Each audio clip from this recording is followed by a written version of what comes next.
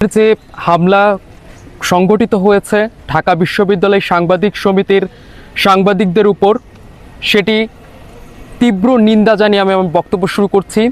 একই সাথে এর সঠিক বিচার দাবি করছি নজরুল বিশ্ববিদ্যালয় থেকে।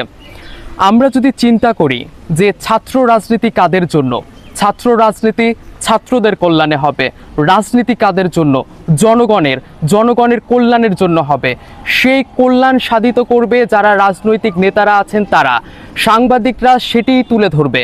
এবং এর যদি কোনো ব্যত্যয় ঘটে, কোনো অন্যায় অবিচার বা দুর্নীতির কিছু অনুষঙ্গ ঘটতে দেখা যায়, তখন সাংবাদিকরা সেটি জনগণের মাঝে প্রকাশ করবে। এটি সাংবাদিকতা।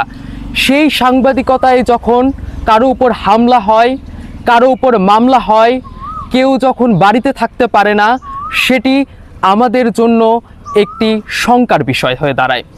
তাই আজ এই নজরুল বিশ্ববিদ্যালয় থেকে রাষ্ট্রের প্রধান কিংবা আজকের বাংলাদেশের সরকার প্রধানের কাছে দাবি জানাই যে এই যে হামলাটি সংগঠিত হয়েছে, এছাড়াও আমাদের যে এর আগেও সাংবাদিকদের উপর হত্যা, মামলা, হামলার ঘটনাগুলো ঘটেছে, এর সুষ্ঠু তদন্ত হয়নি এবং বিচার হয়নি বলে আজকেও বাংলাদেশের মাটিতে সাংবাদিকদের উপর এরকম আঘাত আসছে।